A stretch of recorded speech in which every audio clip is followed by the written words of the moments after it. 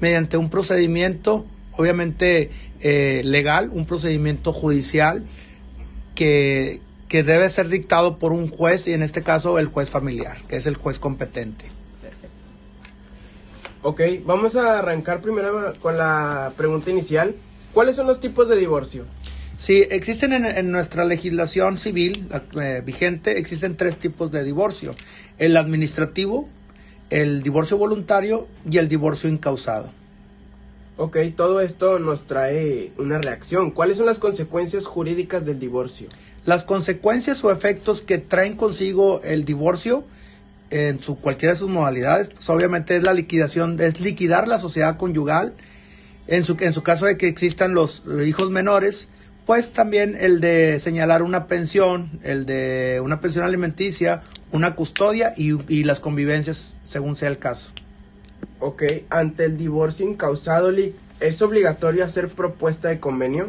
No propiamente, se maneja como una opción el llevar a cabo el convenio, aun cuando se puede realizar, aun cuando ninguna de las dos partes haya presentado alguna propuesta, o mucho menos que hayan sido aceptadas por alguna de las partes.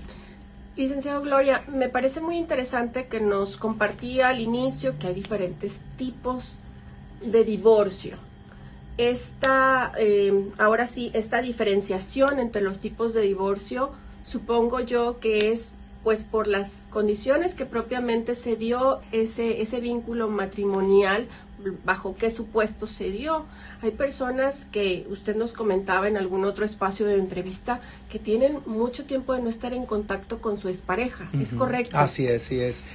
Así es, no es tanto las cuestiones propias de cómo se llevó a cabo el matrimonio, si más bien es los efectos actuales de ese matrimonio, en qué condiciones están en ese momento cuando quieren llevar a cabo el divorcio. Les platico más amplio.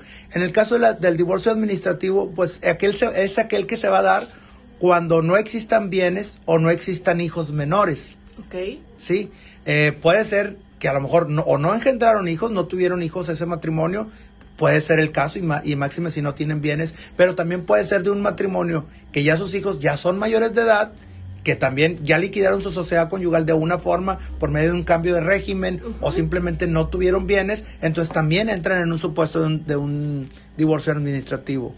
El segundo divorcio que comentamos, que es el divorcio voluntario, pues es propiamente su nombre lo dice, es cuando aquellos están de acuerdo en llevar a cabo, los dos cónyuges están de acuerdo a celebrar obviamente un convenio y están de acuerdo en ese convenio. Entonces ahí es muy simple, es muy sencillo, es una solicitud, es más, ni siquiera es un juicio, es una solicitud de divorcio en la cual se acompaña un convenio, y en ese convenio se estipulan diversas cláusulas que evidentemente y obviamente están de acuerdo ambos consortes, ambos cónyuges. Y eso se expone ante el juez, y el juez Ese también, efectivamente, la competencia es el juez familiar. Tanto el incausado como el divorcio voluntario se llevan a cabo, es competente el juez de lo familiar. En el divorcio administrativo me faltó mencionar que ese se lleva a cabo directamente en la oficialía donde contrajeron nupcias los consortes. Qué interesante. Y por último, el incausado, Lic, en esta desglose. Así es. El divorcio incausado parte o viene de un criterio de la corte. Entonces, a ese criterio desaparecen todas las causales, porque antes era un divorcio necesario, desaparecen todas las causales, y por eso el nombre de divorcio incausado, que es decir, que no necesitas una causa para tú promoverlo. Y el divorcio incausado, al igual que el divorcio voluntario, el competente es el juez de lo familiar.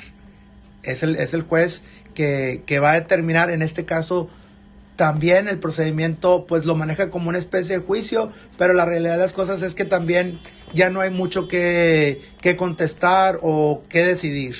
En este caso de divorcio incausado no se señala una causa, puede ser invocado por cualquiera de las dos consortes, y pues va a prosperar.